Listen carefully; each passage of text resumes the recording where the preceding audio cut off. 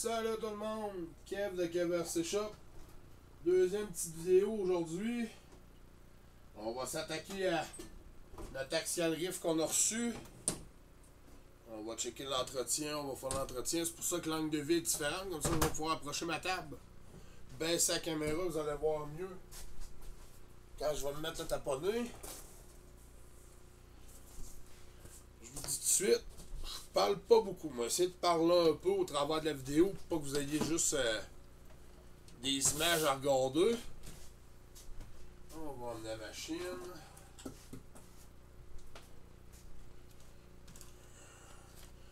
On va finir de démonter Chuck. Puis comme vous pouvez voir là, l'entretien.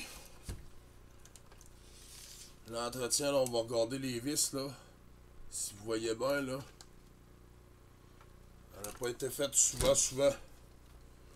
Donc on va prier le bon Dieu pour que ça ne s'aille pas trop de jammer dans la rouille. Je vais vous reculer un peu.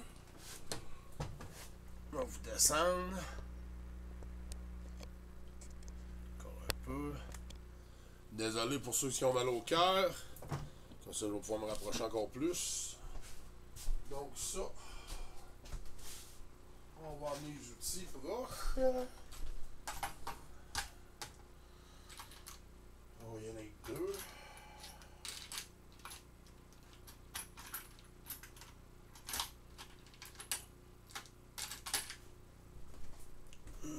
Est-ce que c'est bien deux? On va finir d'enlever Chuck en arrière.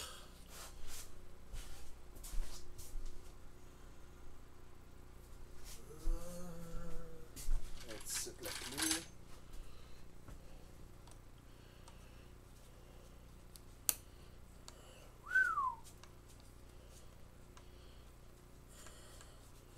Ouais,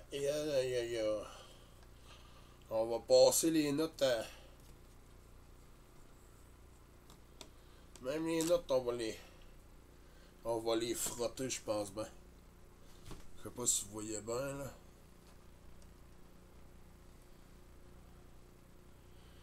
Elle est extrêmement rouillée.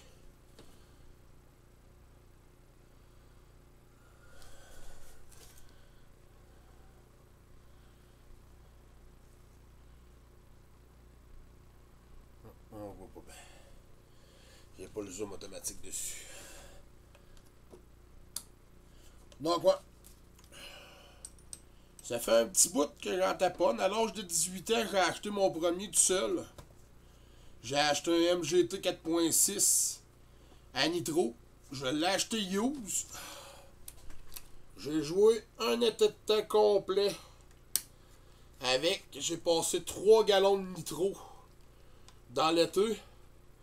Puis dans ce temps-là, le gars à la boutique où j'allais chercher mon nitro, il m'a fait comme réponse, il dit: t'as donc bien passé du gaz, un gars qui fait de la course en passe pas autant. Ben, j'avais passé 3 gallons dans l'été plus un moteur. Cet été-là. Mais je jouais à tous les jours. Là. Il renait 45 minutes en 1h30 de temps. À tous les jours. Donc, l'usure était là pis tout, c'est sûr. La cage est séparée, j'ai laissé Chuck dessus, que ça soit plus facile pour là. La cage, elle va se faire laver plus tard.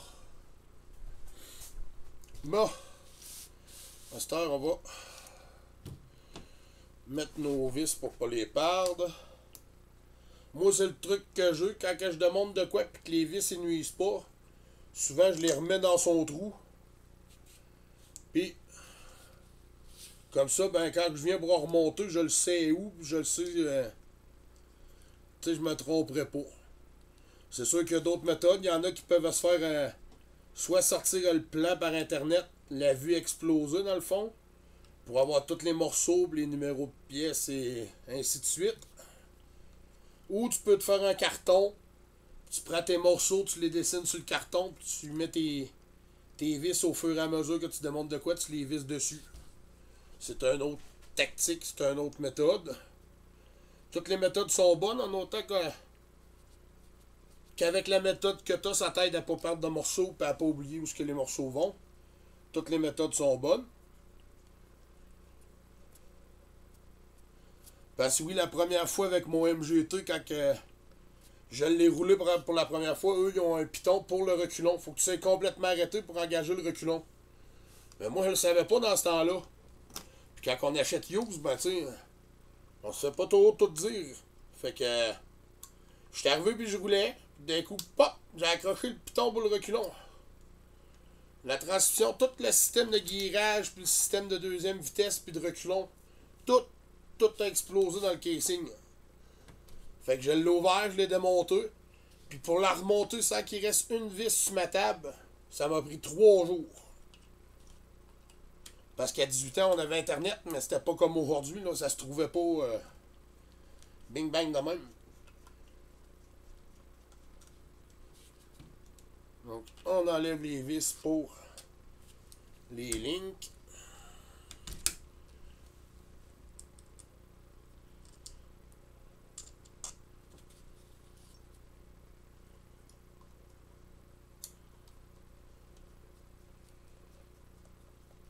À date, ça se dévisse bien. Les vis ont juste l'air rouilleux.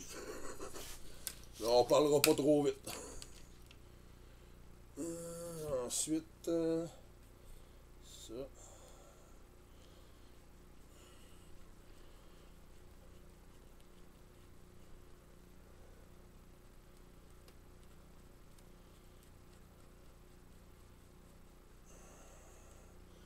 C'est ça. Après ça, j'ai continué avec mon MGT. Je me suis ramassé le Team Associate GT2, petit 2x4.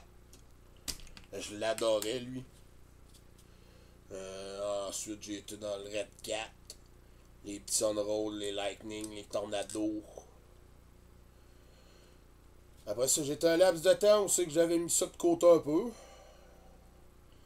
Puis là depuis, on va dire à peu près 5-6 ans, là, j'ai recommencé là, à vouloir en faire, puis à rembarquer là-dedans tranquillement pas vite. Puis vois-tu, aujourd'hui, là, je suis rendu à peu près 37 modèles, si je compte ceux-là à ma blonde en plus, diversifiés. Toutes les grosseurs, toutes les grandeurs, tout type de terrain, eau, vol, asphalte, peu importe. J'aime ça un peu jouer avec tout. Fait que tout dépendant de l'endroit où c'est que je suis, ben la journée, comment que je file, ben j'arrive, puis je pogne une machine, puis je m'en vais jouer avec tout dépendant de mon humeur. Pour ça, c'est le fun. Mais là, ce que j'aimerais surtout là, cet été, là, c'est les expositions de chars en chic l'année passée. J'ai fait des expositions au centre d'achat à Sainte-Marie avec des petites démos là, question crawler. On avait une petite place pour montrer au monde là, les crawlers c'était quoi. Puis j'avais mes tables là, que j'avais installé mes trucks dessus puis que je montrais au monde là, quel modèle c'était quoi. Puis je donnais des renseignements là. Donc j'aimerais ça encore là, cet été là, puis comme cet hiver, l'hiver qu'on vient de passer au mois de février, j'étais à Scott en neige. Puis c'était ma première fois là-bas. Et les gars de la ville nous ont fait une petite piste pour pouvoir rouler dessus pis tout. C'est merveilleux, pas un mot à dire les gars, merci beaucoup encore au loisir de Scott là. Je voulais vous remercier beaucoup. Je suis partant pour l'année prochaine, puis comme j'étais en train de dire, ça a tellement été populaire en frais de questions pis tout, je me suis même fait demander si je louais des trucks. Ben, j'avais invité ceux-là que je connaissais qui avaient des Telic 2 à venir. Fait que le monde voyait du monde se promener en Telic 2, fait qu'ils pensaient que c'était moi qui louais les Telic 2. J'aurais pu louer des Telic 2, mais là, j'étais pas préparé à ça pantoute, là. Je m'étais pas emmené des batteries pour toffer la journée, là. Puis j'avais pas beaucoup de RC que je pouvais prêter à des jeunes, tu sais, comme c'était là, c'était beaucoup des modèles pas showroom parce que je m'en sers, mais tu sais, qui sont montés puissants, là. Ben, j'en ai de prêt, justement, là, pour cet été, là, si jamais je refais d'autres expositions, quelque chose, là. J'ai fait exposition de chars antiques, quelques places aussi. Mais c'est ça, comme je dis, là, cet été, là, si ça me rarrive, là, je suis en pleine préparation. Comme vous pouvez voir, là, au-dessus du Gen8, là, vous avez la trolley de char blanc, qui est là, là, puis vous avez l'autre en l'air. Bon, ben, ça, c'est du à brosse. Puis ça, c'est brushless. Bon, ben, cet été, tout dépendant, faut que je me renseigne encore pour pas être dans le chenoute, comme on dit, là. Mais faut que je me renseigne et peut-être que cet été, il y a des événements où je vais organiser un événement à un endroit, là, pas encore précisé, que je vais pouvoir louer mes petits on-road, soit en drift, soit en GT on-road, direct sur de l'asphalte, tout dépendant du terrain que j'aurai. Ou je pourrais les faire en rallye, en mettant là, les pneus à crampons, là, comme les pneus qu'il y a sur mon bolide Tide, là. Celui-là qui a la vidéo sur le banc de neige, là. En mettant ces pneus-là, là, sur tous les autres chars, là, on relève la suspension, puis ça vient de devenir des rallyes, là. Donc, peut-être que cet été, si tout va bien, puis s'il n'y a pas trop de... S'il y a des places qui veulent juste me contacter, là, par ma page Facebook, Keverse Shop, ou par ici en vidéo, en commentaire en dessous de la vidéo. Aucun problème. Je me déplace. J'aime ça présenter, parler de ma passion. Donc, tôt partant, là, si je me fais demander, hein, viendrais-tu avec tes trucks nous parler de ça, blablabla.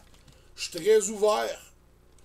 Il suffit d'entrer en contact avec moi, puis on va pouvoir sûrement s'organiser pour se voir, puis en parler.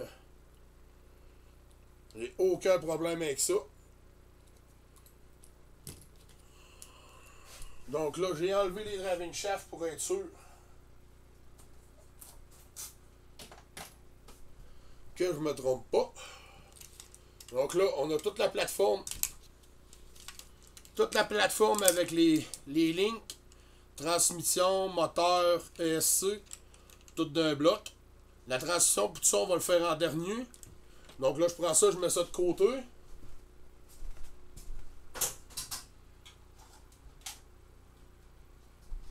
On va ramasser le différentiel en avant.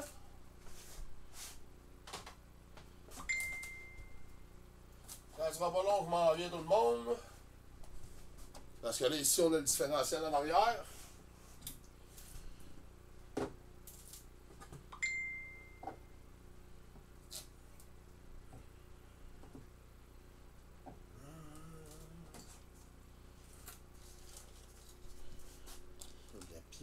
La pièce. OK. Différentiel avant, métal. Différentiel d'origine. Si on n'oublie pas, ça c'est lui arrière. Les petits plots de vis. Je vais mettre de se bosser tout ce qui est déplémenté. Ça. Avec le haut du cerveau. Ça.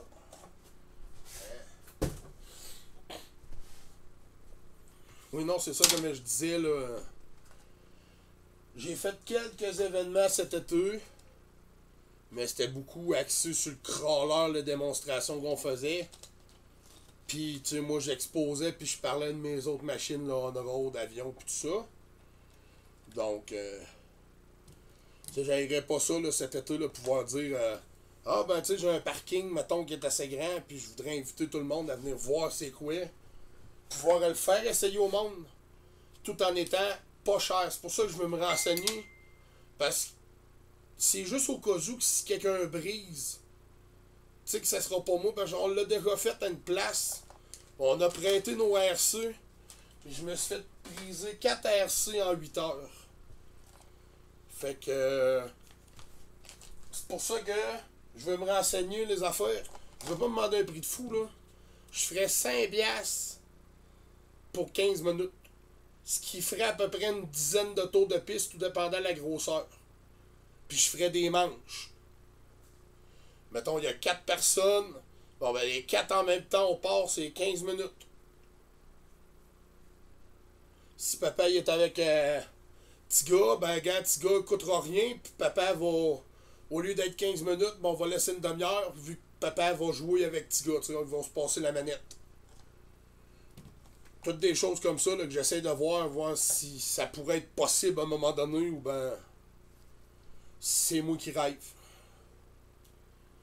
Ben, j'aimerais ça qu'il y ait encore plus de monde,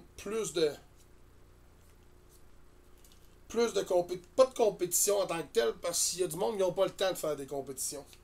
Bon, on s'entend partir à 3-4 heures de route. Moi, je le fais déjà pour ce qui est d'aller crawler, mettons, au lac Saint-Jean, des affaires de même.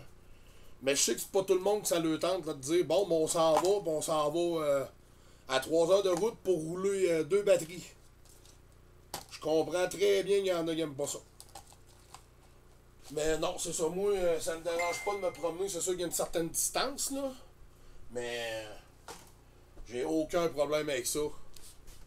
Bon, là, on vient de se faire de la place. On a tout sorti. On a notre casing en métal.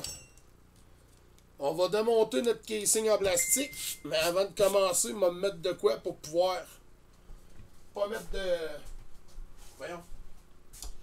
Des cochonneries de graines dans mes bearings où il va y avoir de la graisse et tout. Fait que, vu que j'ai plus de papier bleu, ben, bon vieux papier toilette, ça va pas pareil. Et juste pour dire que la surface est plus propre que mon tapis. Ensuite, on va commencer par le cerveau. Oui, tout c'est du 2. Oui, vous allez me dire, Christy, tu l'as la parseuse, mais c'était en attendant de faire réparer la mienne. Parce que oui, à la main, ça vient long à longue. Je m'excuse du bruit que ça va faire.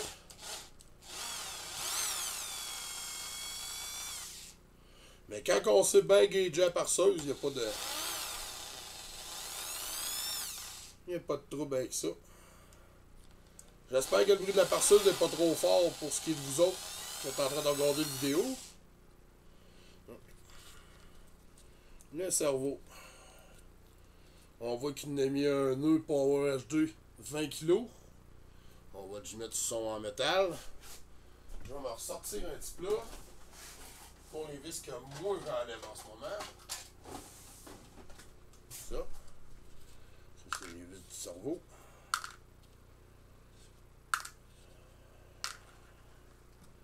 Ensuite,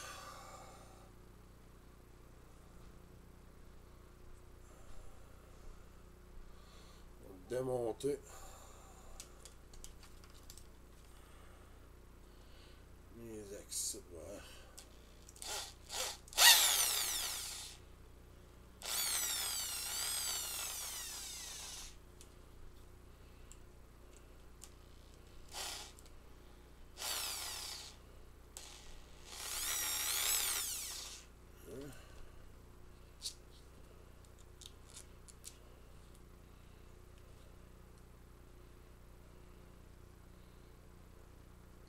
Là.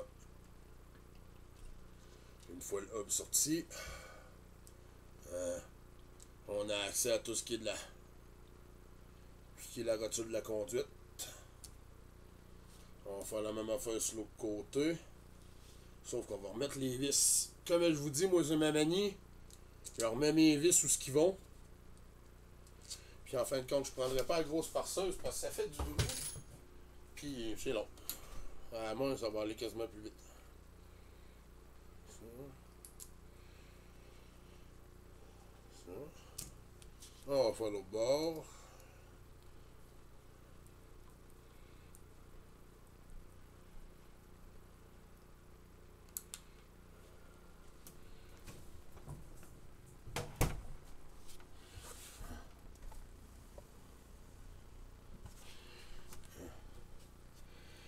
J'espère que vous voyez mieux. On fait l'autre bord.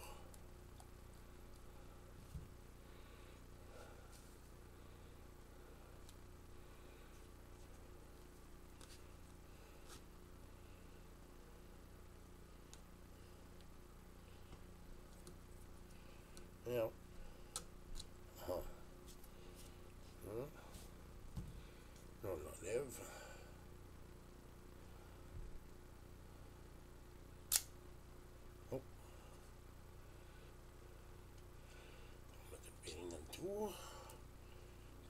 on n'a pas besoin. Donc, comme on peut voir, on a un chaft court, un chaft long. On va remettre nos deux vis.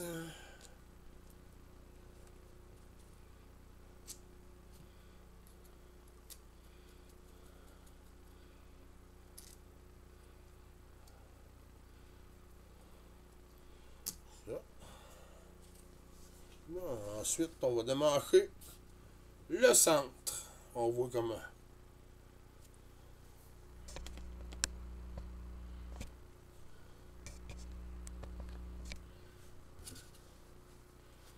On va enlever les 4 vis du centre. Qui est en 2.5.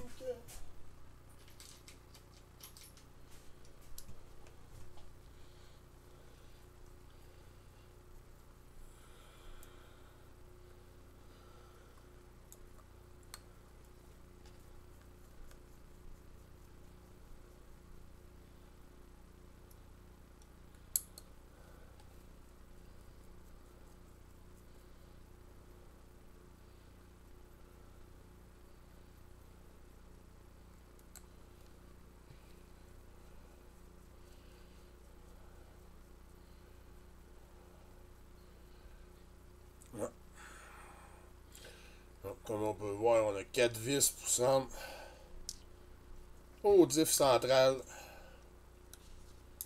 du diff arrière.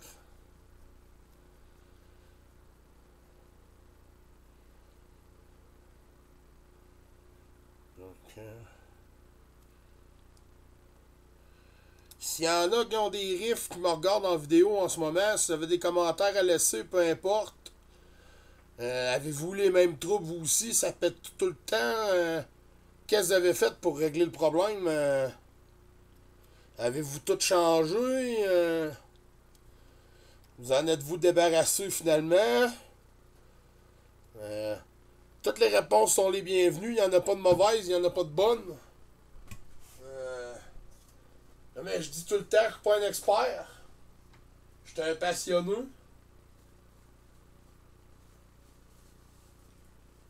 Puis je fais surtout ça pour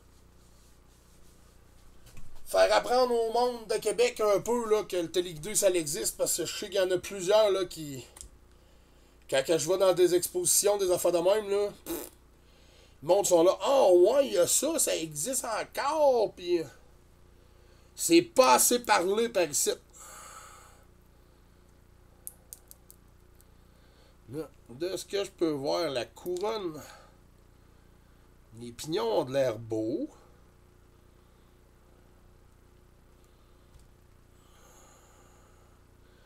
Ça a l'air rouillé un petit peu. Il a mis des bearings nœuds. On peut voir là, les bearings sont assez récents.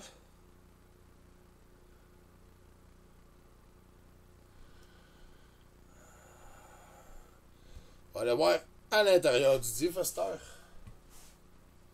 Des fois, on va peut-être avoir une surprise.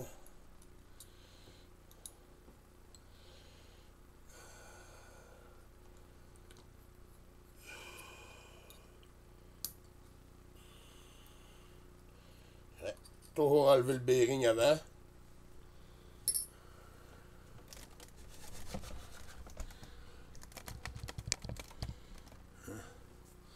J'espère que vous allez voir mieux. J'ai bougé la caméra pas mal depuis le début de la vidéo, hein.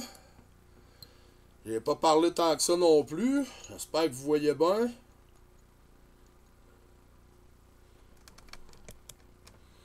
Avec mes grosses mains, c'est dur un peu de pas vous cacher l'angle de vue. Donc on va enlever 4 vis qui tiennent la couronne du diff pour aller voir satellites planétaires à l'intérieur. S'ils sont encore beaux.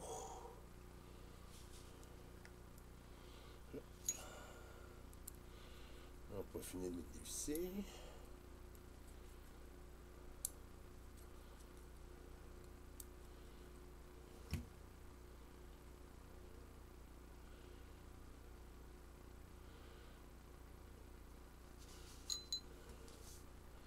Ça a l'air beau encore pour ce qui est dans le dedans. Il n'y a pas de l'air d'avoir rien de mangé.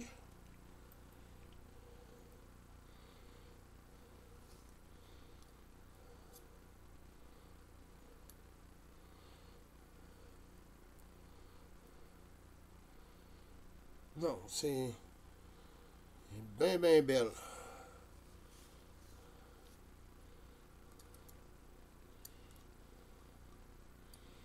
Pas beaucoup d'huile à l'intérieur, mais...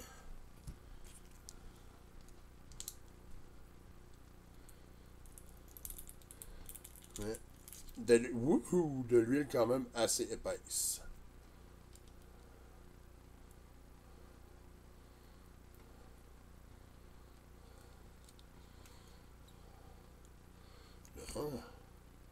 Regardez-moi le beau nono que je suis. Trop poussé. Bon, fait que ça serait correct. Ça sortirait comme il faut. Fait que là...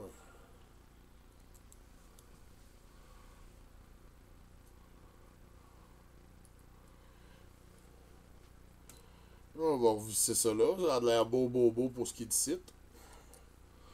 Donc, on va rebâtir le diff en avant. Il n'y avait pas de l'air d'avoir de jeu, rien. L'huile est assez épaisse pour être... pour faire un diff semi-bloquant. Qui sera pas complètement barré. Je sais pas quel degré qu'il avait mis dedans. Mais elle est assez visqueuse.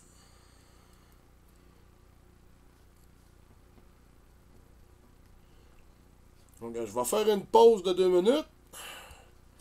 Puis, je vais vous revenir avec le restant. Ça sera pas long.